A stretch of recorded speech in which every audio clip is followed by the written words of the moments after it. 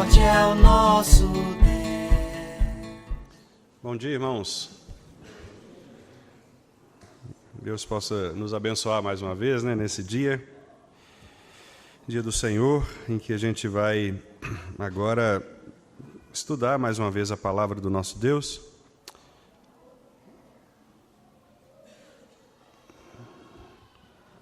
Louvado seja o Senhor por isso, por esse privilégio de nós podermos nos encontrar com esse propósito. Ontem eu estive acompanhando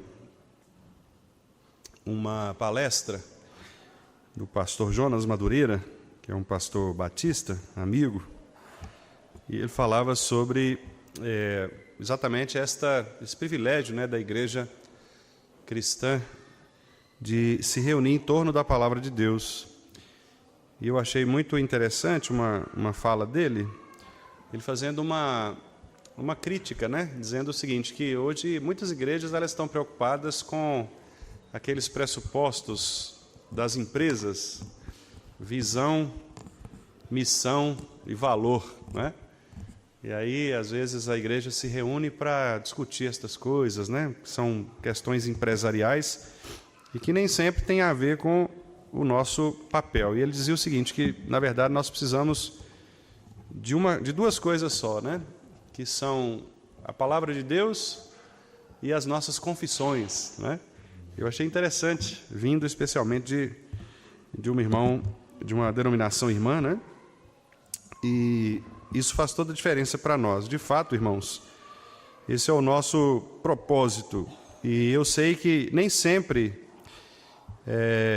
é um propósito tão aceito, na maioria das igrejas, mas nós precisamos lutar por isso, lutar para que as nossas igrejas elas possam realmente se firmar na boa palavra de Cristo. Os outros assuntos, eles podem ser tratados em outros ambientes, mas a igreja ela deve se preocupar com o alimento espiritual dos seus membros. E é por isso que eu tenho insistido com os irmãos de que nós nos concentremos em torno da palavra de Deus, Às vezes eu até vejo irmãos bem intencionados, dizendo, olha, pastor, a gente podia falar mais sobre isso, sobre aquilo, fazer tal ou qual programação. Mas qual é de fato o papel da igreja, A não ser ensinar a palavra do Senhor. Para estas outras coisas nós temos outros lugares, Nós temos outras instituições que ensinam. Só a igreja ensina a palavra de Cristo. Então imagine que você troque a palavra de Cristo por outro tipo de ensino. Quem vai ensinar a palavra de Cristo? As pessoas.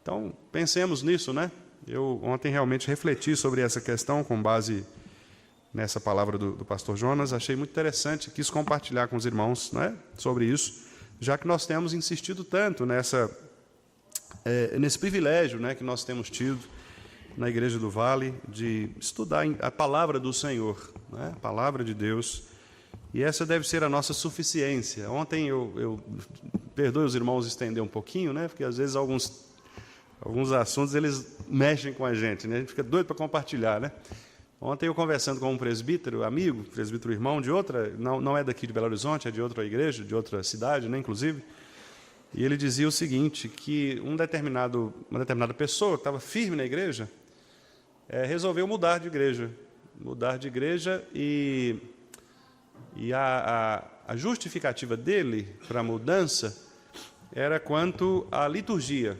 Ele achava a liturgia da igreja, onde ele estava, uma liturgia muito fechada, não tinha banda, Essa foi a expressão que ele usou. E a banda, não vai voltar, E ele é um baterista. E aí a igreja em questão estava vendendo alguns instrumentos, inclusive a bateria, para compor uma outra configuração de instrumentos, instrumentos mais clássicos, E aí ele ficou chateado com isso e resolveu mudar. Foi para uma igreja que a igreja comprou a bateria, essa igreja para onde ele foi, comprou a bateria, e ele foi junto. Então comprou a bateria e o baterista, Mas aí vem a questão. Esse irmão, o presbítero, perguntou para ele, dizendo o seguinte, mas e a palavra de Deus, e o ensino? Porque para essa igreja para onde você vai, Você sabe que o ensino é... Ele falou, pois é, eu pensei muito nisso mesmo, fiquei muito dividido, mas acho que vou para a bateria. São escolhas, né? Tem gente que gosta mais da bateria do que da palavra de Deus. São escolhas. Mas a bateria a gente encontra em outros lugares, né? A gente encontra nos shows, qualquer boteco que você for aí, você arruma um pandeiro e consegue fazer. Mas no boteco você não vai encontrar a palavra de Cristo. Então, irmãos, pensemos nisso, né? Se você quer palestras empresariais, existem lugares para isso. Né? Tem os Senacs, tem o Sebrae, tem lugares que oferecem isso, né? Se você quer palestras sobre culinária, você tem lugares para isso também, né? Mas você não vai encontrar palestras sobre Cristo em outro lugar. A Universidade Federal de Minas Gerais não vai promover uma semana de estudos bíblicos, com certeza, não vai. Então fique aqui e ame a palavra de Cristo, valorize a sua igreja pela palavra de Cristo. Isso você não vai encontrar em nenhum outro lugar, né? E que Deus nos ajude a percebermos isso, a percebermos esse valor, né? De colocarmos as coisas certas nos lugares certos, né? C.S. Lewis tem uma frase, né, que ele escreveu num dos seus livros, muito, muito interessante. Ele dizia, olha, primeiro as coisas primeiras, depois vem as outras, né? Então, coloque em primeiro lugar aquilo que é, de fato, primeiro lugar. As outras coisas, se for o caso de encaixar, mas primeiro as coisas primeiras. Muitas igrejas têm, de fato, trocado, né, a boa palavra de Cristo por tantas outras coisas. Há uma igreja presbiteriana do Brasil, por uma questão ética, né, não vou me referir ao nome, nem ao seu pastor, mas ela fica bem próxima de uma grande universidade. Não é também aqui em Belo Horizonte, é em outro estado. Ela fica muito próxima de uma grande universidade. E os estudos, entre aspas, bíblicos, são palestras que os próprios professores da universidade vêm e promovem. Então, por exemplo, tem palestra do tipo assim, a filosofia marxista nos tempos atuais. Aí tem um professor da área de política, de ciência política, dessa universidade, vai lá e dá uma palestra. E aí tem um café filosófico, né? E aí esse é o estudo bíblico dessa igreja. Mas é uma igreja que visivelmente não valoriza as Escrituras Sagradas, inclusive na sua prática sacramental, né? Recentemente nós vimos algumas senhoras distribuindo a ceia, né? Igreja Presbiteriana do Brasil, não estou falando de outra denominação, não, estou falando da nossa denominação. Por que essas coisas acontecem? Porque a palavra vai sendo escanteada, as visões sociológicas vão entrando, né? Ontem eu até brinquei com esse irmão presbítero com quem eu conversei, porque ele disse que determinada congregação já está assim quase independente, né? Porque já tem recurso financeiro, tem o seu pastor, etc., mas não tem liderança masculina. É majoritariamente de mulheres, né? De senhoras. Eu falei, está vendo? Por isso que tem que ordenar a presbítera, né? Brinquei com ele, né? E ele falou, pastor, que é isso? Quer dizer, veja, o argumento sociológico, está faltando homem, então põe as mulheres para pastorear, para ser presbíteras, resolve o problema, né? Resolve o problema sociológico, claro, mas afronta o princípio bíblico. Só que algumas igrejas não estão preocupadas com isso, em afrontar o princípio bíblico, elas estão preocupadas em funcionar, né? O que a gente chama de pragmatismo. Funcionou? Atraiu pessoas? Então vamos fazer. Qual é o tipo de louvor que agrada as pessoas? Vamos fazer, porque aí as pessoas vêm, né? Qual o tipo de pregação que desagrada as pessoas? Falar sobre inferno, falar sobre morte, sobre perdão. Ah, pastor, então não prega essas coisas não, porque vão pregar coisas assim do tipo 7 passos para um casamento eficaz, né? Amém, irmãos? Amém. Né? Aí é mais gostoso, né? 7, sei lá, eu nem sei falar porque eu nunca fiz isso, né? Então eu vejo por aí. Mas tem pessoas que preferem isso. Mas, como disse aos irmãos, né? É uma instrução pastoral mesmo. E eu tenho ficado muito feliz com a nossa igreja, né? E eu estou falando isso justamente para dar esse retorno. Na quinta-feira, por exemplo, nós tínhamos mais de 35 irmãos aqui presentes, né, no estudo bíblico. Que maravilha, né? Às vezes você vai em igrejas muito maiores do que a nossa, e vê aqui aqueles gatos pingados, gente, né? E tanto na reunião de oração quanto no estudo bíblico, muita gente. Como é bom isso, irmãos? Isso é muito bom. Certamente os irmãos verão, com o passar do tempo, a recompensa disso, né? Às vezes a recompensa ela não vem imediatamente. Às vezes, pelo contrário, né? O diabo ele é tão astuto, tão sagaz, que às vezes ele coloca coisa até para atrapalhar seu ânimo, né? Mas persevere, fique firme nisso, né? Os irmãos vão ver que quanto mais palavra, quanto mais oração, quanto mais intimidade com o Senhor, quanto menos essas coisas periféricas e paralelas na igreja, mais a igreja cresce no pleno conhecimento de Cristo Jesus, né?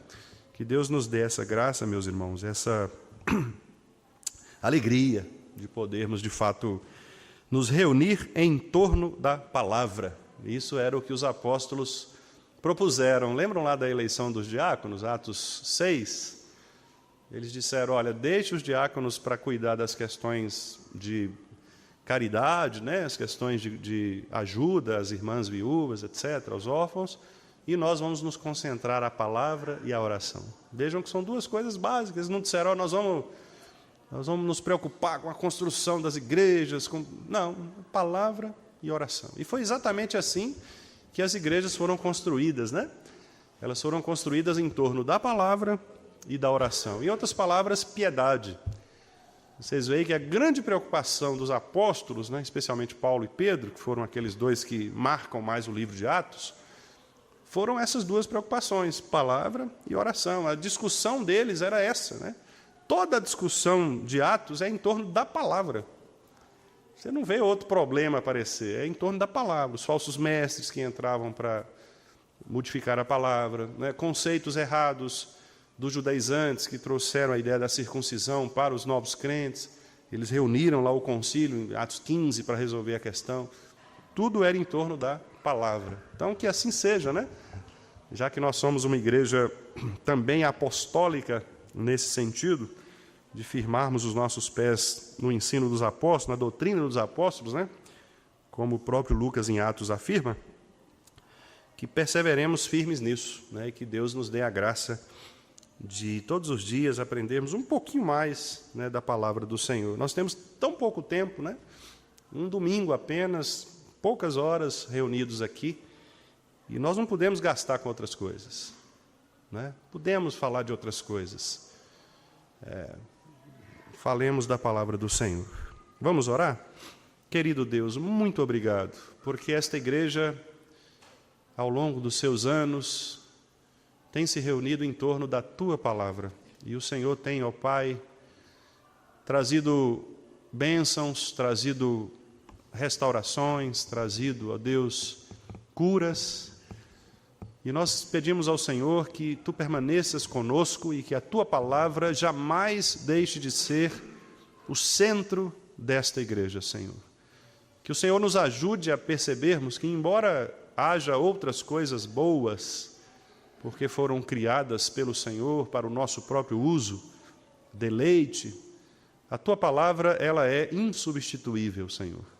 Por isso que o Senhor nos dê, ó Deus, o interesse, o amor, aquele mesmo amor que o Senhor concedeu ao salmista, no Salmo 119, que o fez escrever todo aquele texto imenso, apenas para dizer, ó Deus, quanto amo a Tua lei. Ela é a minha meditação todo dia. Também ao dizer, puríssima é a Tua palavra, por isso o Teu servo a estima. E também por dizer, lâmpada para os meus pés é a Tua palavra, luz para os meus caminhos. Disse também que bem-aventurado é o homem que se firma na palavra do Senhor, guarda no coração esta palavra, porque este homem não pecará contra Ti. E ensinou a todos os novos crentes, também ao perguntar, como poderá o jovem guardar puro o seu caminho? Observando este caminho, à luz da tua palavra. Por isso, Senhor, nós cremos que a tua palavra ela não pode ser substituída, não pode ser mal interpretada, não pode ser ensinada de maneira irresponsável. E é por essa razão que eu peço misericórdia, Senhor, sobre mim, como líder docente desta igreja, sobre os meus irmãos presbíteros, que também são pastores e que também ensinam, ó Deus, sobre os professores da nossa escola bíblica dominical, que também ministram a tua palavra, que o Senhor, em nome de Jesus, nos capacite, ó Deus, com o poder do teu Santo Espírito, para que jamais falemos coisas contrárias à palavra do Senhor, para que não sejamos, ó Deus, julgados por ti mesmo, ao final dos tempos, como sendo aquele servo infiel que adulterou a tua boa palavra. Ó Deus, dá-nos misericórdia, graça, amor, apreço, e não só um conhecimento racional, mental, intelectual, mas um conhecimento afetivo, um conhecimento do coração, para que nós possamos, de fato, não apenas acumular conhecimento, mas fazer com que este conhecimento desça ao coração, pela ação do teu Santo Espírito, para vivermos a tua palavra. Não apenas, ó Deus, aprender sobre, mas viver conforme a tua palavra. Dá-nos graça para que todos nós sejamos movidos por esse interesse. E se há em nós, ó Deus, algum caminho mau, se há em nós algum pensamento contrário a este, distinto deste, que o Senhor, em nome de Jesus, nos mostre, ó Pai, pelo teu Santo Espírito, dando-nos, ó Deus, esta convicção de que nós não temos outro caminho a não ser o caminho de tua palavra, porque a tua palavra escrita, ela revela aquele que é a tua palavra encarnada, Cristo Jesus, o nosso Senhor. Por isso não há como conhecê-lo de outro modo. E ele mesmo, na oração que fez por nós, disse que a vida eterna é esta, que nós o conheçamos ao Senhor, que é o nosso Pai, e conheçamos a Ele mesmo, a quem o Senhor enviou. Portanto, dá-nos este interesse de todos os dias aprendermos um pouco mais, uma porção de Tua santa palavra, para que as nossas vidas sejam modificadas, conforme o apóstolo Paulo disse, que a nossa mente seja transformada, renovada, para que experimentemos a boa, agradável e perfeita vontade do Senhor. Nós te pedimos estas bênçãos, Pai Santo, inclusive orando por estes irmãos e por estas igrejas que nós aqui mencionamos, que têm feito opções estranhas à palavra do Senhor. Que o Senhor tenha misericórdia deles também, e que o Senhor possa dar a eles, ó Deus, o retorno à santa palavra do Senhor, sola Escritura, que eles possam perceber, ó Deus, o quão pernicioso é tirar os olhos, tirar o foco da tua palavra para estas outras coisas que às vezes até nos seduzem, mas que não nos revelam acerca de ti. Tem misericórdia desses nossos irmãos, ó Deus, fazendo-os, ó Deus, retornar à sobriedade da palavra do Senhor. E não permita, Pai, que a Igreja do Vale também seja seduzida por qualquer outro tipo de conhecimento, pensamento, filosofia, que não seja a centralidade de Cristo e da tua palavra em nossos corações, em nosso culto, em nosso púlpito, em nosso ensino. Dá-nos, ó Deus, graça para que estas coisas se mantenham entre nós. Proteja a IPB, Igreja Presbiteriana do Brasil, ó Deus, de ideias também perniciosas, de falsos mestres. Cuida, ó Deus, dos nossos líderes. Abençoe o reverendo Roberto Brasileiro, a sua mesa executiva, os irmãos que estão envolvidos nas autarquias da IPB, que em nome de Jesus Cristo, ó Deus, sejamos livres e libertos de toda a sedução deste mundo e que nos inclinemos, como afirmou Lutero, mantendo cativa a nossa mente, cativo o nosso pensamento a Cristo Jesus, o nosso Senhor. Que Tu nos ajudes, é o que Te pedimos em nome de Jesus. Amém. Pois bem, queridos irmãos, então nós continuaremos falando acerca dos decretos de Deus, dos eternos decretos de Deus, que constitui então o capítulo 3 da Confissão de Fé de Westminster. Na semana passada, nós pudemos avançar um pouco, apresentamos aos irmãos algo a respeito do primeiro parágrafo e do segundo parágrafo, que são os dois parágrafos que, de certa maneira, conceituam, né, o que é decreto, e para ficar mais fácil, mais inteligível, mais didático aos irmãos, nós também trouxemos as duas perguntas dos catecismos breve e maior. O catecismo breve, né, o chamado breve catecismo, nos diz também, de maneira bem resumida, mas ao mesmo tempo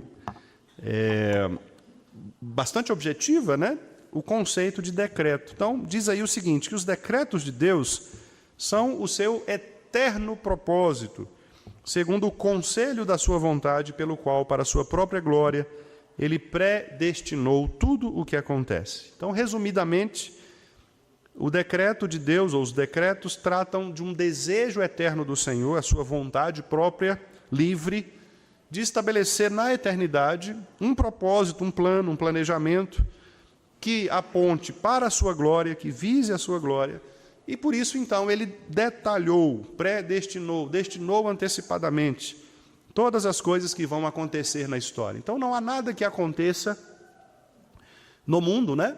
Seja com a nossa vida ou com o mundo em geral, que não seja um propósito de Deus para nós. Esse é o ponto, né, que os decretos tratam.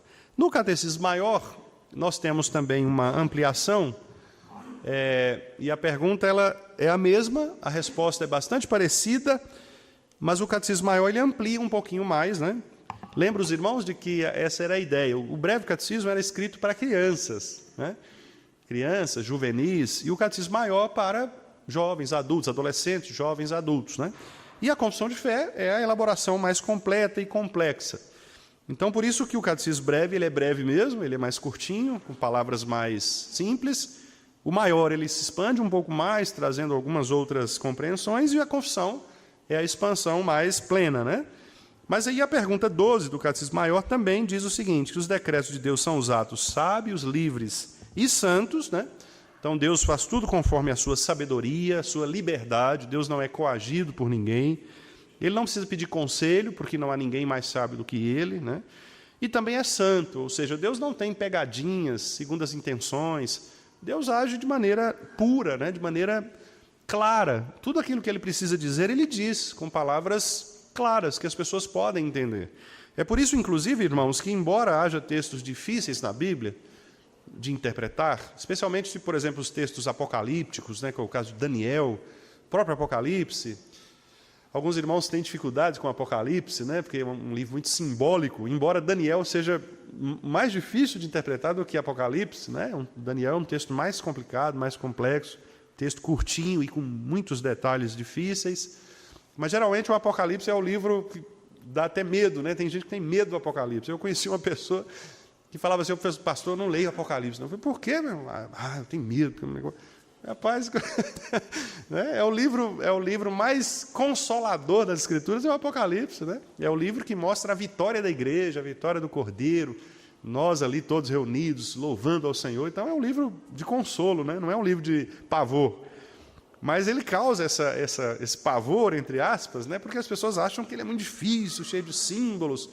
E, para piorar a situação, tem muitas seitas por aí que usam o livro do Apocalipse para divulgar algumas coisas meio tenebrosas, né? Então, as pessoas ficam com medo mesmo. Mas o que eu estava dizendo é o seguinte, Deus, então... Eu estava dizendo o seguinte, que embora haja textos difíceis, né, na Bíblia, difícil de interpretar, a Bíblia ela é clara. Deus, quanto à questão da salvação, da pessoa de Cristo, da pessoa de Deus, não há dúvida. Qualquer pessoa que leia a Bíblia, mesmo alguém que não saiba ler, mas se ele ouvir a palavra sendo lida ou sendo pregada, ele vai entender as Escrituras. Porque, no que diz respeito aos 4 grandes temas, né? A criação, a queda, a redenção em Cristo e a glorificação, as Escrituras são claríssimas. Dá para você saber claramente que o homem foi criado por Deus, ele caiu no pecado e atraiu sobre si a sentença de morte. Cristo veio para resgatá-lo desta morte, pagou o preço e vai levá-lo até o céu para entregá-lo ao Pai. Né? Então, essa história ela é muito clara na Bíblia. Os textos que são difíceis, eles, digamos, causam pouco impacto na vida da pessoa no que diz respeito ao conhecimento de Deus e da salvação. Pode trazer algum impacto com relação a alguma doutrina específica, alguma situação mais pontual, mas em nada altera o todo, né? Então a Bíblia é muito clara, e isso tem a ver com esta situação aqui de que Deus, ele revelou os seus planos ou a sua vontade de maneira santa, pura. Qualquer pessoa pode ler, pode entender, pode ir acessar o texto bíblico, né? Interpretar o texto bíblico. Os reformados tiveram muito problema no catolicismo romano da época da Reforma por causa dessa questão, porque os católicos, né, daquela época, eles queriam concentrar a interpretação que eles consideravam correta em torno do clero. Então, só o clero poderia interpretar, né? Só o Papa, os padres, aqueles que eram especialistas, né? Os estudiosos. E aí os reformadores disseram, não, a Bíblia ela é tão clara que qualquer crente consegue ter acesso a ela e, pela ação do Espírito Santo no coração, que é uma ação individual, ele pode receber, sim, a instrução da palavra. Né? Foi o que os reformadores chamaram de livre exame das Escrituras. Né? Ou seja, não que seja uma livre interpretação, cada um pode interpretar o que quer, não, é um livre exame. Qualquer pessoa pode abrir a Bíblia e examinar. Né? Lembra lá daqueles crentes de Bereia? Paulo pregava, e Lucas registra lá em Atos, enquanto Paulo pregava, eles estavam conferindo para ver, será que é isso mesmo? O que é aquilo? Livre exame. Eles podiam ir ao texto, no caso deles lá o texto hebraico, né, o texto do Antigo Testamento, porque não tinha o Novo ainda, mas eles estavam lá conferindo. Né? Então o pastor está pregando, confere, será que é isso mesmo? Mas e esse texto aqui? Né? Qualquer irmão aqui é apto para isso, para comparar, conferir, perguntar, não é? Porque a Bíblia é clara. E Deus fez com que esses decretos, esses planos, fossem, então, claramente comunicados a nós. Né? Por quê? Porque Deus agiu de maneira santa, de maneira pura, sem defeitos, sem segunda intenção, sem manipulações, sem pegadinhas. Deus claramente revelou aquilo que Ele quer para o seu povo. Pelos quais, né, estes atos, sábios, livres e santos, por meio deles, na eternidade, desde toda a eternidade, Deus, para a sua própria glória, então repare os irmãos que a glória de Deus é o foco, tanto no catecismo menor quanto no maior, para a sua glória, né? Então a glória de Deus é o fundamento dos seus decretos. Esse é um ponto, irmãos, interessante, que algumas pessoas acabam entendendo erradamente e até acusam os calvinistas de maneira equivocada mesmo, né? Veja, tudo o que Deus faz é, em primeiro lugar, para a sua glória. Não é para as pessoas. Porque nós temos aquela impressão, aquela ideia, né, de valorizar o ser humano. Isso é cultural, isso é nosso, principalmente com o humanismo, né? Nós damos muito valor ao ser humano. Por exemplo, naquela canção que, graças a Deus, nós não cantamos aqui, né? Que é, você tem valor, o Espírito Santo se move em você, você tem valor, né?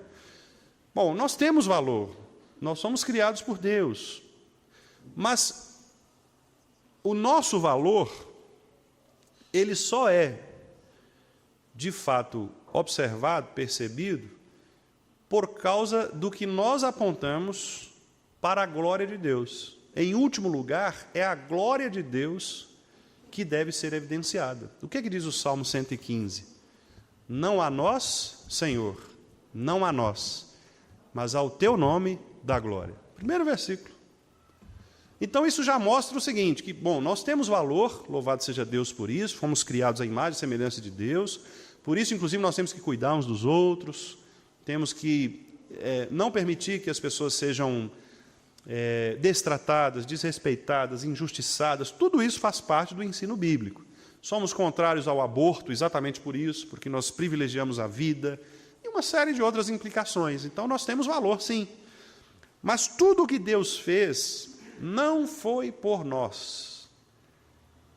E esse é aí que está o gargalo, né? Muita gente esperneia. Como assim? Não foi por nós. Deus fez tudo para a sua glória. Ele quis louvar a si mesmo, elogiar a si. Mas que Deus egocêntrico, né? Egoísta, pensa só nele. Mas por que ele pensa só nele, nesse sentido, né? Porque ele é Senhor de todas as coisas. É por isso, ele é soberano. A soberania implica também uma glória própria. E Deus quis se revelar. Deus quis manifestar na criação a sua glória. Então, quando você olha para uma pessoa e você vê, por exemplo, a complexidade da formação de uma pessoa no ventre, Salmo 139, né, que Davi diz lá, quão assombrosamente maravilhoso o Senhor nos formou ali no ventre. Veja, Davi, ele dá a glória a Deus. Ele não fala assim, olha, Senhor, que maravilha esse homem que o Senhor criou. Não, ele fala de Deus. Por causa da complexidade da criação, Deus é que deve ser adorado, não o homem. Então, embora nós reconheçamos nosso valor em Cristo, nós temos de tomar muito cuidado com isso, né? A própria eleição, que nós vamos tratar depois, que é a predestinação para a salvação, né? Ela visa a glória de Deus, ela não visa a nossa glória. Por isso que o eleito, o predestinado, ele não pode sair por aí se achando, né? Eu sou eleito, você não é, né? Chegar na porta ali da igreja de baixo ali e dizer assim, ali nós somos eleitos, aqui vocês estão tudo no inferno. Não, nós não fazemos isso por quê? Porque se nós reconhecemos a nossa eleição, o que a Bíblia diz? Nós temos de nos prostrar diante de Deus, porque Ele nos escolheu sem nós termos nenhum fio de cabelo para apresentar para Ele como mérito. Então, onde é que nós vamos entrar aí com vaidade, com louvor próprio? Não tem. Não é? Nós temos que reconhecer a nossa miséria mesmo, nossa podridão, Senhor. Olha, nós somos criados bons, perfeitos, mas nós caímos. E quando nós caímos, nós nos tornamos mortos, podres.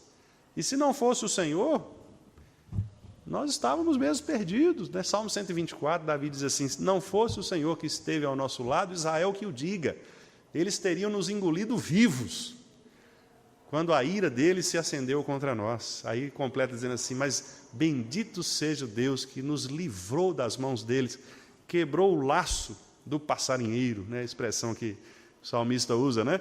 Quer dizer, nós estamos presos pelo pecado, presos por nossa morte, né? E Deus foi lá e cortou, abriu a gaiola, né? Cortou o pezinho lá da argolinha, né? Que nos prendia, e a gente se viu livre. Então, nossa liberdade hoje ela é uma liberdade em Cristo. Por isso que o nosso louvor deve ser a Cristo, e não a nós mesmos. Nós jamais conseguiríamos cortar a correntinha do pecado, né? Jamais. Então, como que a gente vai dar louvor para a gente mesmo? Se tudo que a gente recebeu vem da cruz, se tudo que a gente recebeu vem de Cristo, né? Então, eu só quis fazer ampliar um pouco mais isso, para mostrar para os irmãos que os decretos de Deus visam, de fato, a glória de Deus. Então, por exemplo, por que isso é tão impactante?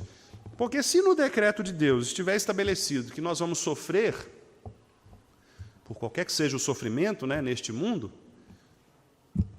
é o decreto de Deus, né? Eu citei para os irmãos aqui um texto do pastor John Piper, que é um texto pesado, um texto difícil de ler.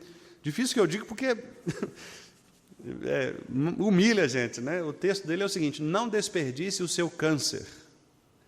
É o título do artigo. Só pelo título já é um negócio meio esquisito, né? Poxa, pastor, pega leve, né?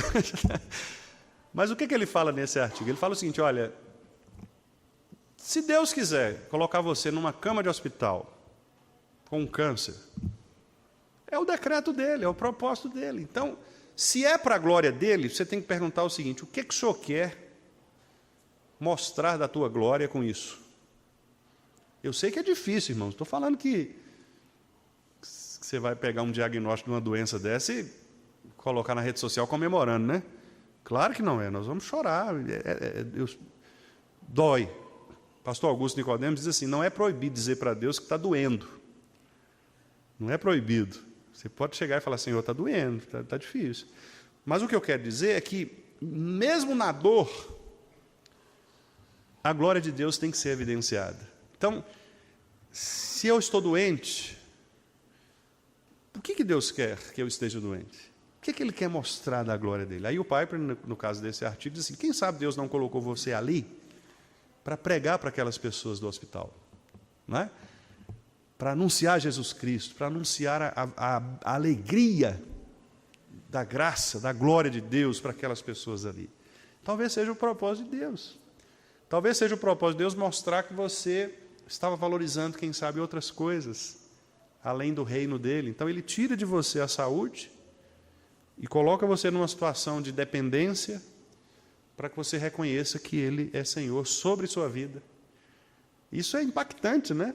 Porque viver os decretos de Deus é uma coisa anti-humana, porque é o seguinte, nós queremos sempre estar em evidência.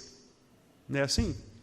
Nas pequenas coisas. Se a gente vai, por exemplo, dar uma ideia numa reunião, uma plenária, a gente dá uma ideia, a gente quer que a nossa ideia vença. Isso é natural da gente. E aí, se a nossa ideia não vence, às vezes, algumas pessoas ficam chateadas, mas a minha ideia era boa, era melhor, mas fulano... Não é assim que acontece na nossa vida? Porque a gente é pecador, a gente lida com isso, não é? O pastor chega lá no conselho, todo empolgado, apresentar um plano, irmãos, vai dar certo, vamos votar. Aí, 7-0, né? O pastor perdeu de goleada. Foi nem 7-1, né? 7-0.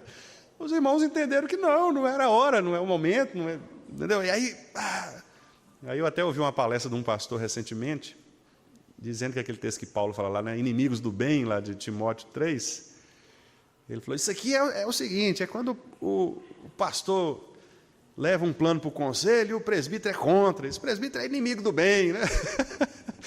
Uma interpretação ruim demais, né, do texto, não tem nada a ver, né? Então, quer dizer, o que o pastor tem que fazer numa situação dessa?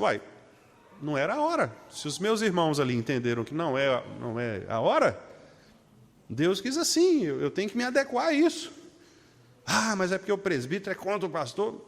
Se o presbítero é contra o pastor, quem foi que mandou o presbítero ser contra o pastor? Deus. Não é Deus que governa a vida do presbítero? A vida do pastor? Foi Deus. Agora, a consequência que isso vai ter para os dois, para o conselho, para a igreja, às vezes nós não sabemos. Mas que é Deus que está governando, é isso com certeza. Então, entender esse processo de sabedoria, de santidade, no decreto divino que visa a glória de Deus, nem sempre é fácil para nós, porque é um processo de humilhação, né, da nossa própria autonomia. Então, é Deus mostrando, olha, você não é tão autônomo assim como você pensa. Deus pode usar pessoas para frear sua impetuosidade, você está achando que você é o rei da cocada preta, né? E aí, de repente, alguém vem lá e puxa e fala, não, peraí, você não é... Essa coisa, por exemplo, de pessoas que são vaidosas, arrogantes, né? Tem gente que chega num lugar e acha que é mais inteligente que eu. Isso é muito comum em seminários. Primeiro ano de seminário é uma turma muito heterogênea, né? Porque vem irmãos assim, de tudo quanto é jeito. Tem irmãos já muito bem formados, com outros cursos, leitor de teologia e tal, presbítero, professor de escola dominical, prega. Então, o cara já vem mais ou menos assim, entre aspas, já praticamente um pastor, né? No sentido prático. Mas tem outro ali que é novo convertido, no sentido de, né, ele tem 3 anos ali de igreja, não é assim um leitor da teologia, está começando, está aprendendo. Às vezes tem dificuldade até de coisas básicas, né? Por exemplo, teve dificuldade na escola com escrita, então tem dificuldade de escrever, isso acontece, né? E aí, às vezes, esse que veio todo preparadão, ele se acha, né? Se acha e tal, e aí começa a humilhar os outros ali, e começa a criar um clima ruim, um clima de divisão, de quebra de relacionamentos. Por quê? Por causa da vaidade. Aí, de repente, vem um pastor, né? Simples, humilde, mas muito bom. E aí, o sabichão lá da turma, né? Vai dar uma resposta assim, porque Berkoff Luiz Berkoff escreveu lá, né, sobre os decretos e tal. E aí o pastor ouve aquilo ali e tal, e fala assim, meu irmão, quase que você acertou. Não é bem isso, não. E aí corrige a fala do cara, o cara fica emburrado, né? Porque assim, ele não queria ser desafiado, ele queria mostrar. Eu me lembro que no seminário nós tínhamos uma situação assim, a nossa turma era uma turma muito boa, né?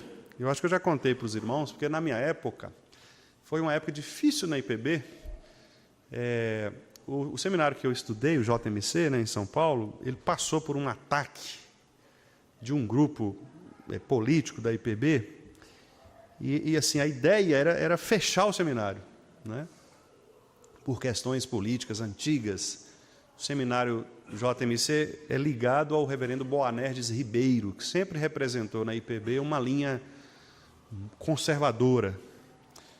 E esse grupo que queria meio que atacar, minar o JMC, e uma das primeiras coisas que eles fizeram foi deixar o JMC sem o sustento que a Universidade Mackenzie, há anos, repassava para o seminário. Então, muitos professores do JMC eram pagos pela Universidade Mackenzie, como uma espécie de uma parceria.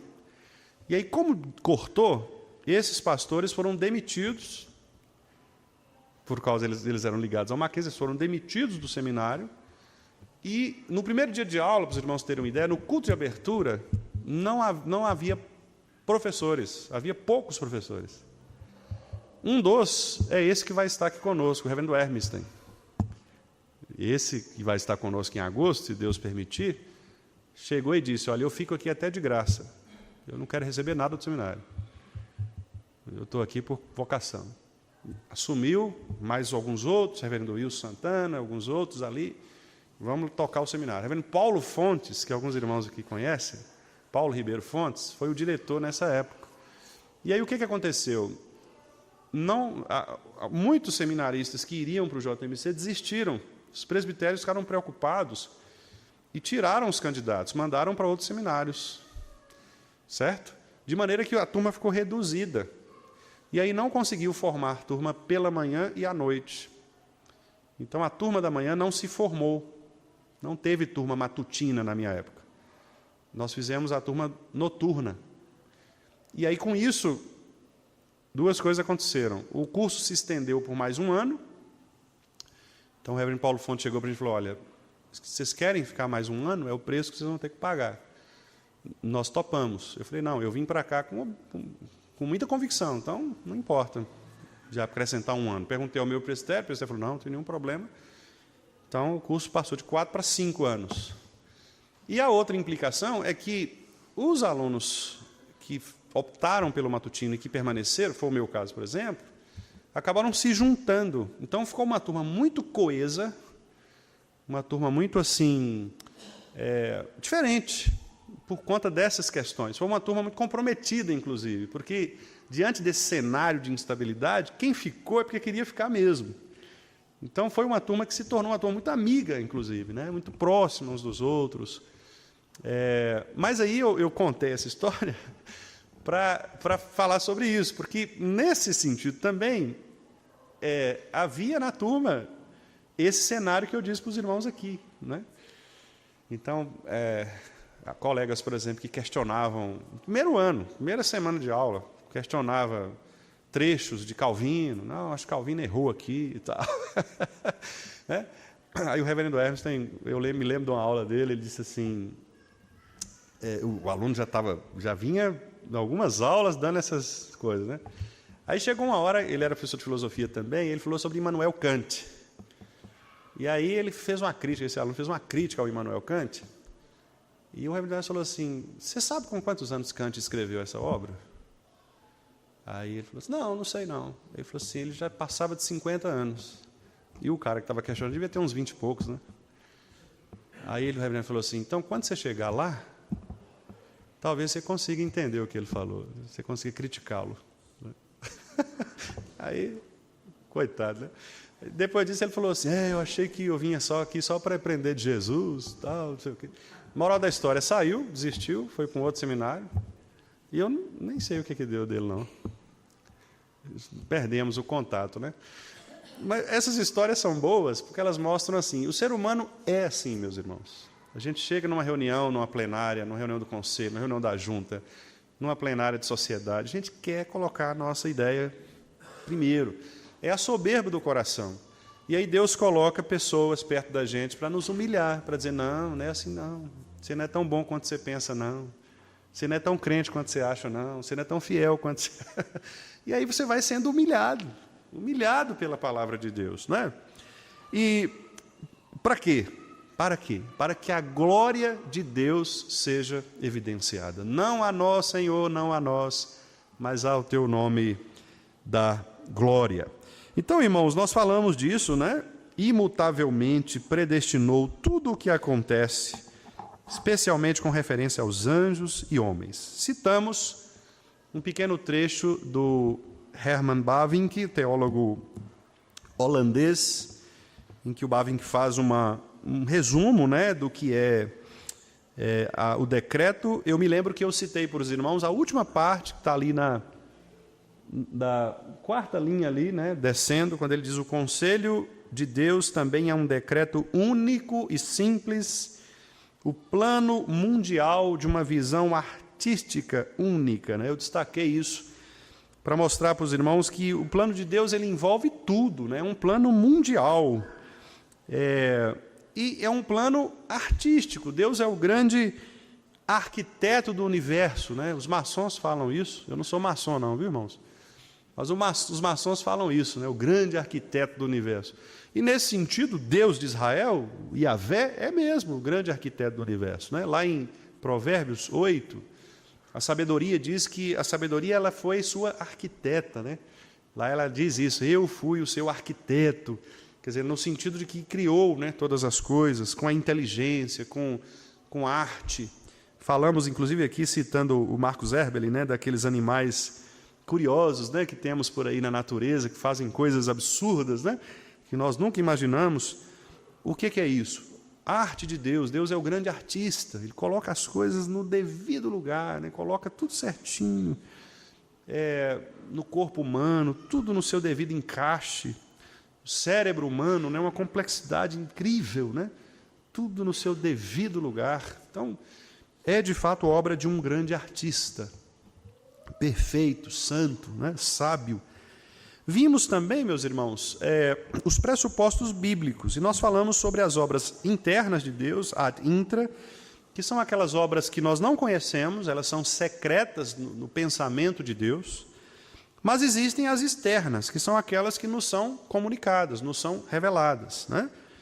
E, finalmente, no estudo passado, nós vimos os 3 aspectos que governam esses pressupostos bíblicos. Nós falamos de que todas as ideias estão incluídas nos decretos divinos, portanto, são destinadas à realização fora do ser divino, né? Então, Deus pensou todas as coisas e, ao pensar, Ele faz com que estas coisas se realizem no tempo. Como nós não conhecemos o pensamento de Deus, né? Paulo diz lá em Romanos 11, quem, pois, conheceu a mente do nosso Senhor, né? São coisas impenetráveis, inescrutáveis são os teus juízos, os teus caminhos, né? Então, nós não podemos conhecer a mente de Deus, nós só podemos conhecer aquilo que nós sabemos pelas Escrituras e aquilo que nós sabemos quando as coisas acontecem. Então, eu não sei o que vai acontecer comigo daqui meia hora, daqui 1 minuto, daqui 20 anos, não sei. Né? Então, você não consegue compreender isso a menos que Deus vá revelando nessas obras que a Bíblia chama de obras da providência. Mas tudo isso está incluído no decreto de Deus. Todos os decretos são baseados na soberania absoluta de Deus, como eu falei, né? Deus é soberano, então não há porquê Isaías diz isso. Não, seria um absurdo os cacos questionarem o oleiro, né? Um caco em meio aos cacos criar briga com o oleiro. Por que você me fez assim, né? Isaías fala isso. Quer dizer, nós somos os cacos. Não que nós estejamos cacos, né, irmãos? Nós estamos até ajeitadinhos, né? Mas somos cacos, espiritualmente falando. E como cacos, como é que a gente vai questionar com o oleiro? Não, o Senhor me fez errado, né? Não era assim que era para eu ser. Não, Deus fez assim, é o decreto dele. E terceiro, no devido tempo, todos os decretos são realizados, como eu falei na história, nós vamos percebendo as coisas sendo realizadas por Deus. E aí, hoje nós vamos fazer o seguinte, nós vamos ver algumas palavras bíblicas para decreto, e eu tenho, inclusive, na quinta-feira eu fiz isso, né? Trouxe algumas palavras. Talvez os irmãos pensem, mas por que o pastor está insistindo nesse negócio de palavras? A gente não sabe grego, não sabe hebraico, né? Mas não é a intenção não é essa, não é questão linguística, nada disso. A intenção é mostrar para os irmãos como que a Bíblia ela é de fato bela na sua escrita e como Deus, de acordo com cada estilo de cada escritor, de acordo com cada experiência de cada pessoa, ele vai revelando sua narrativa. Então, por exemplo, o irmão Everton, eu peço para ele escrever alguma coisa a respeito de Deus. Ele escreve. O irmão Danilo escreve uma outra coisa. Os dois estão corretos, mas os dois usam estilos diferentes, que são próprios, palavras próprias, né? que vocês identificam, que vocês gostem mais, exemplos da realidade do Everton, da realidade do Danilo. Então, nós vamos chegar ao mesmo caminho, do ponto de vista do conteúdo, mas com estilos diferentes, palavras diferentes. Então é por isso que eu tenho insistido nisso, para mostrar para os irmãos que a Bíblia não é um livro automático, não é aquela coisa de uma ciência exata, que você pega uma fórmula num livro de matemática e no outro livro diferente é a mesma fórmula. Né? Que você vai no livro de química e tem lá a tabela periódica dos elementos e é o mesmo que tem no outro livro. Não. Deus ele é artístico, como nós lemos aqui no Bavinck. Ele faz as coisas belas. Né? Palavras são importantes. Nós nos movemos pelas palavras, nós nos comunicamos com palavras. Então, saber as palavras que Deus usa faz parte desse entendimento maior, mais amplo, né, a respeito da vontade de Deus. Então, vamos lá. Como sempre, eu vou pedir aos irmãos ajuda para a gente ler os textos. Alguns estão pequenininhos ali, mas eu vou falando aqui, os irmãos vão abrindo aí por gentileza. A primeira expressão que aparece muito é a expressão conselho de Deus. No grego aí, para os irmãos que tiverem curiosidade, é bulê. Essa está escrito aí logo na frente, né? Bulê. Essa expressão vai aparecer algumas vezes, ou talvez na maior parte das ocorrências, aparece a expressão conselho de Deus.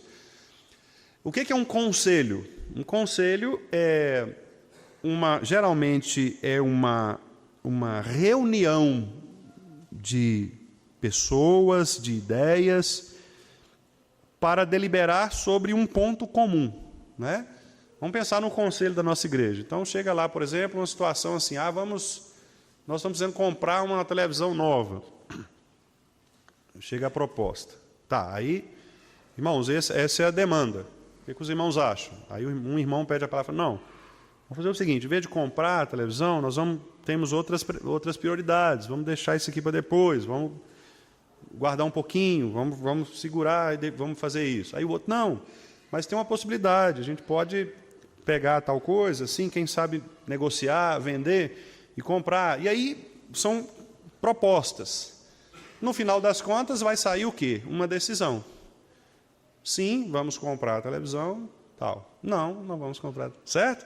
E o que essa decisão revela? Ela revela um conselho. Revela que houve uma deliberação, houve uma conclusão de uma situação, né, uma demanda. No caso de Deus, a mesma coisa. Deus é trindade, lembrem-se disso, Pai, Filho e Espírito Santo.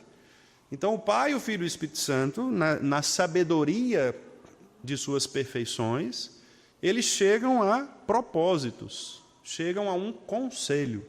Então, quando a Bíblia fala conselho da vontade de Deus, está dizendo disso, que é uma decisão tomada por Deus, que é uma decisão sábia, justa, não é isso? Uma decisão santa, uma decisão que foi tomada não assim a toque de caixa, mas algo planejado, sem erros, porque Deus não pode errar. Então, é por isso que é muito difícil Jó, né, fala sobre isso no seu livro, ele fala assim, quem é que pode questionar, gente? Ele usa até uma expressão bonita, chamada arcanos de Deus. Né? Arcanos são aqueles lugares mais secretos. E Jó fala assim, quem pode penetrar nos arcanos de Deus? Quem pode entrar naquele lugar que só Deus conhece? Na mente ali, no coração Impossível. A gente não conhece nem nosso próprio coração, né? O coração do outro. Não dá para você falar o que a pessoa está pensando, o que ela está sentindo. Né? Imagine Deus.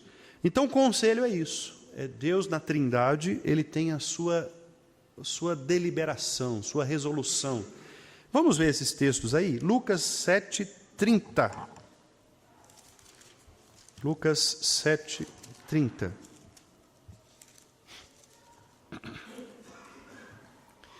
Como sempre, irmãos, vamos lê-lo, né? O versículo juntos. Aliás, vamos ler o 29 e o 30, né? Eu sempre gosto de ler o parágrafo completo, o período completo, porque fica mais fácil da gente entender, né? Então, Lucas 7, 29 e 30. Vamos lá? Todo o povo que o ouviu, e até os publicanos, reconheceram a justiça de Deus, tendo sido batizados com o batismo de João. Mas os fariseus e os intérpretes da lei rejeitaram, quanto a si mesmos, o desígnio de Deus, não tendo sido batizados por ele. Então, a expressão aqui, desígnio, que aparece aí, é a expressão bulê, né, do grego, que aponta para essa ideia de conselho de Deus. Veja que o texto é muito interessante, né? Os publicanos reconheceram, mas aqueles que deveriam reconhecer, que eram os mais sabedores da lei, tanto os intérpretes quanto os fariseus, que eram radicais, estes rejeitaram. Olha como que o texto ele põe o dedo na ferida, né? Em outras palavras, o texto está dizendo o seguinte: aqueles que eram mais religiosos, que deveriam compreender melhor, foram os que rejeitaram. E isso acontece. Às vezes, você, por exemplo, vai numa reunião de presbitério e aí tem uma situação lá para ser julgada, né? E aí, a decisão, você fala, uai, mas essa decisão está meio estranha, não é isso que a Bíblia fala, né, sobre tal situação. Por quê? Porque, às vezes, as pessoas que se entendem, se acham mais sabedoras, são aquelas mais rápidas, mais aptas para rejeitar o desígnio de Deus. Né? Talvez a pessoa simples ali, que você chega lá e ela aceita. Né? Não, pastor, é isso mesmo, Deus quis assim. Né? Agora, aquele que é o suposto intérprete da lei, às vezes esse tem dificuldade. Não, mas tal coisa, diz assim. Né? Isso é comum. E Jesus aqui já está dando uma chamada de atenção nisso. Mas o ponto nosso é desígnio, ou seja, bulê, o conselho de Deus. Vamos ver também Atos 13:36. Atos 13:36. Lembrando que tanto Lucas quanto Atos foram escritos pela mesma pessoa, né? Então isso pode indicar para nós uma preferência de Lucas por esse termo. Foi o que eu disse, né? Deus não retirou dos escritores da Bíblia o seu estilo. Então, alguns irmãos optaram, gostavam mais, entendiam que tal palavra significava mais, né? O que eles queriam transmitir. Vamos lá, irmãos. Atos 13:36. Vamos ler juntos. Na verdade, tendo Davi servido a sua própria geração, conforme o desígnio de Deus, adormeceu, foi para junto de seus pais e viu corrupção. Estão vendo? Então, novamente, a expressão desígnio, que é este conselho de Deus. Ainda em Atos, aí no capítulo 20, versículo 27, esse é um texto maravilhoso, né? É um texto da despedida de Paulo dos irmãos presbíteros de Éfeso.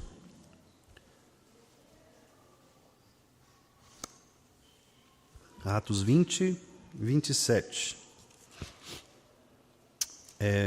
Vamos ler o 26, né? Para ficar o período completo. Vamos lá. Portanto, eu vos protesto, no dia de hoje, que estou limpo do sangue de todos, porque jamais deixei de vos anunciar todo o desígnio de Deus. Irmãos, que coisa maravilhosa. Eu, enquanto pastor, esses textos eles me falam muito ao coração, né? Porque eu fico pensando assim, meu Deus, eu estou há 1 ano e meio, né, na Igreja do Vale. Os irmãos tiveram a coragem de me dar um tempo mais, né, de 5 anos. E aí eu falo, meu Deus, eu preciso ensinar todo o desígnio, todo o conselho do Senhor. Não sei quanto tempo nós temos, né? Tempo, não sei. E eu preciso ser fiel na transmissão da palavra, de modo que qualquer irmão aqui possa, ao final de tudo, dizer assim, olha, o pastor Wendel, ele era falho nisso, falho naquilo, não fazia bem isso, não era competente naquilo, era muito chato, tal, mas de uma coisa nós não podemos falar. Ele ensinou o desígnio de Deus para nós. Se isso acontecer, estou feliz. O resto não tem problema, não. o resto eu acerto com Deus lá, quando chegar, né? Mas nisso eu não posso falhar. Nisso eu não posso falhar. Eu posso falhar em muitas outras coisas. Espero não falhar. E graças a Deus eu tenho um conselho de irmãos presbíteros que me ajudam muito nisso, né? Que me pastoreiam, que me auxiliam, me aconselham, para não me deixar falhar, né? Mas no ensino, no desígnio de Deus, eu não posso falhar. Então, orem por mim, irmãos. Orem por mim. Sejam amorosos, né, com o seu pastor nesse sentido. Os irmãos podem ter certeza de que a minha intenção, ela é uma intenção pura. Eu não subo neste púlpito, ou não venho aqui para falar de coisas né, da minha cabeça, ou para apontar dedos, algo do tipo. Não, eu quero realmente ser fiel ao Senhor, né? Eu quero ser encontrado fiel quando o Senhor me cobrar e perguntar, você ensinou a palavra àquele povo? E eu quero ter a consciência tranquila de dizer, Senhor, eu ensinei a tua palavra. Né? Então, foi o que Paulo disse aqui. Paulo falou, olha, eu estou limpo do sangue de todos, porque eu jamais deixei de ensinar a vocês o desígnio de Deus.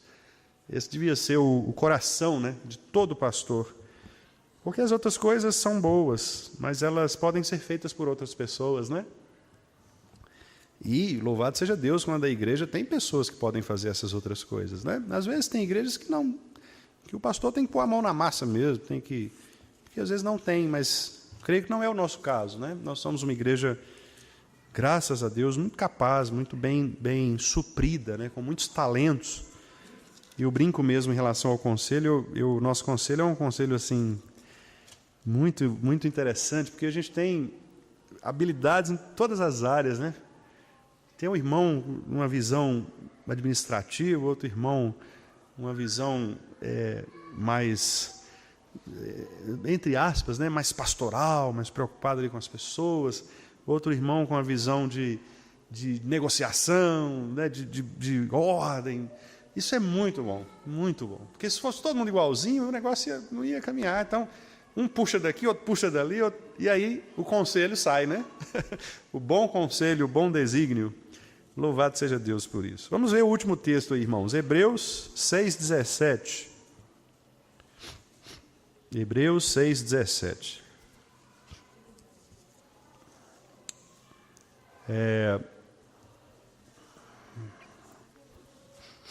Aqui os irmãos podem ficar um pouco em dúvida, porque a palavra que está traduzida aí para o português é a palavra propósito, que ela inclusive aparece aqui, né, no tópico 3, aqui da nossa listinha, mas no original é a palavra boulé, lá aquela primeira lá do grego. Então por isso que ela é citada ali, né? Então literalmente o termo aí seria desígnio ou mesmo conselho, tá certo?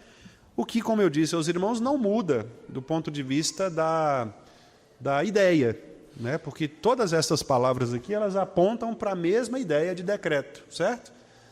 Mas elas mostram detalhes, às vezes um pouco diferentes, algumas nuances diferentes, mas todas elas apontam para o decreto. Vamos ler aí, Hebreus 6,17.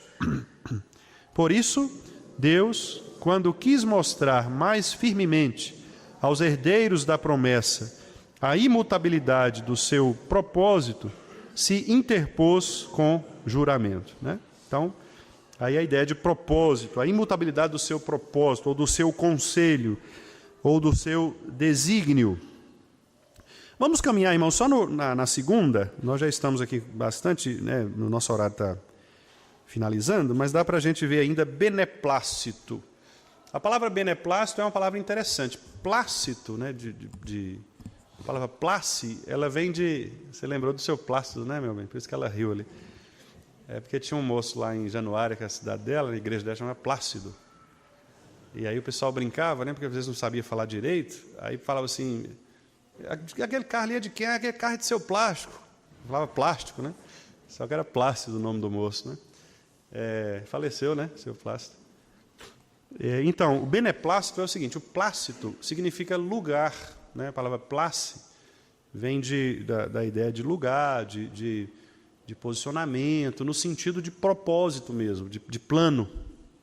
É como se a gente falasse, tudo no seu devido lugar, certo? E o bene vem de bem, por isso da nossa palavra em português, benefício, né? Benevolência, benignidade. Então a raiz é bene, que é a raiz. Então, por exemplo, Benedito, pessoa que chama Benedito, é uma pessoa de quem falam bem. Dito é dizer, bene é bem. Então, seu Benedito é uma pessoa de quem falam bem. Legal, né? Então, bene é uma pessoa, é algo bom, é o bem.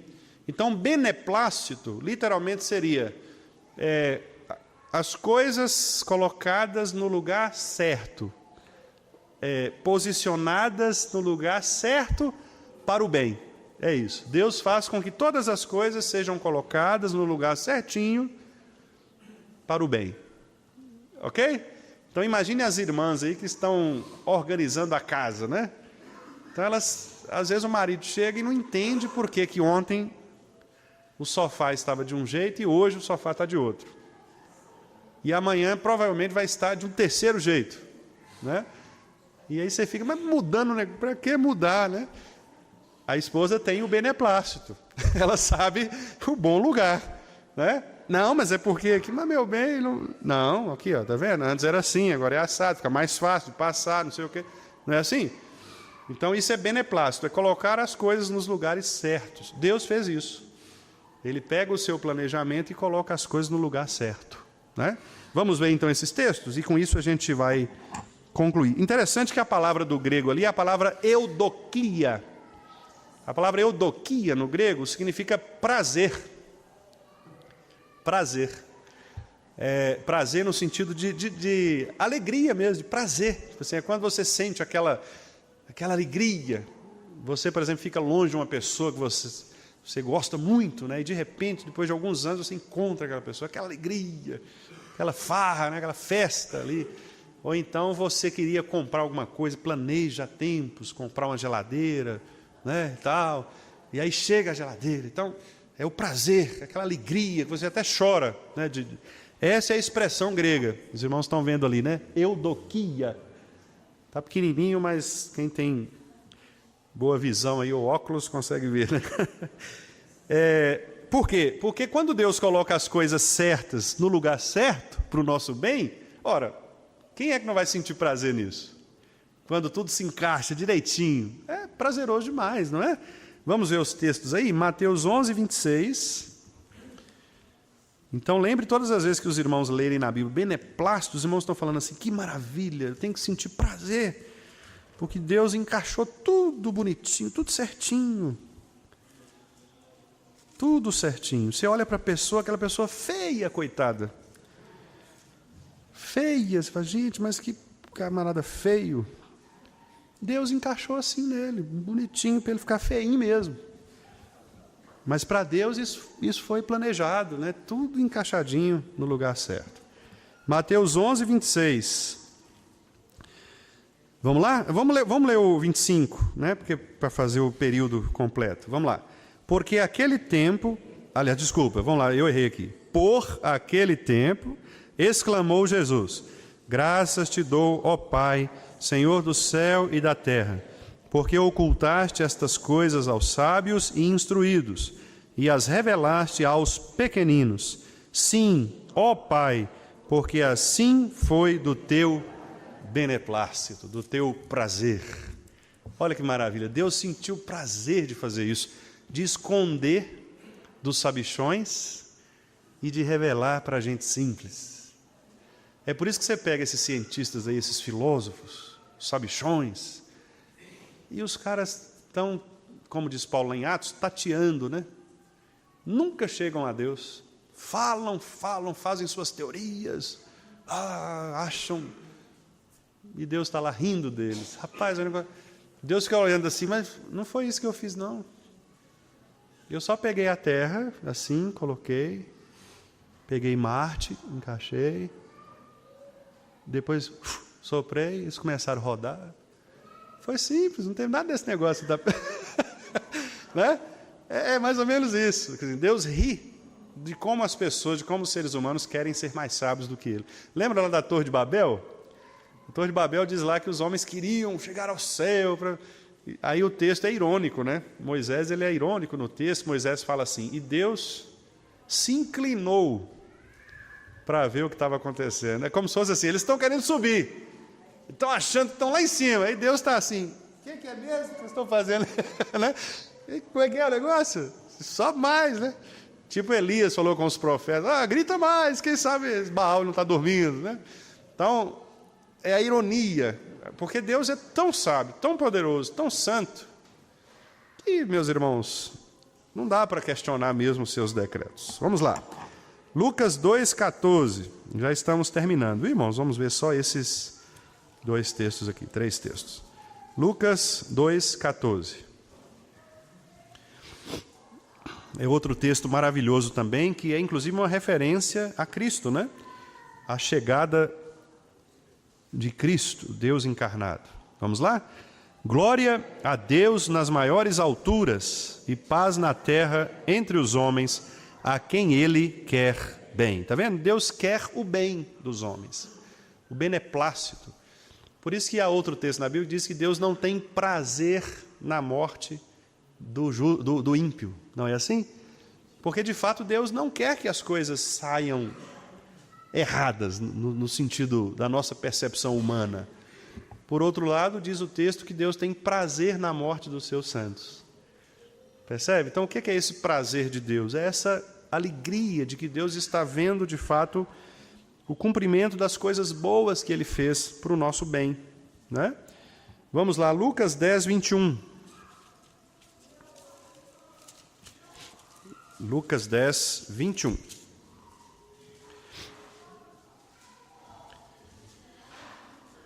Lucas 10, 21. Vamos lá. Naquela hora, exultou Jesus no Espírito Santo e exclamou: graças te dou, ó Pai, Senhor do céu e da terra, porque ocultaste estas coisas aos sábios e instruídos e as revelaste aos pequeninos. Sim, ó Pai, porque assim foi do teu agrado. Então, o evangelista, né, por que a gente leu o texto? Porque, novamente, a gente percebe a escolha do evangelista Lucas por esta expressão eudoquia, né, que é a expressão prazer, beneplácito, alegria de Deus. E, por último, meus irmãos, Filipenses 2,13, texto também muito conhecido nosso, né? Faz parte de um hino aí, de uma doxologia, né, de Paulo, maravilhosa. Filipenses 2:13.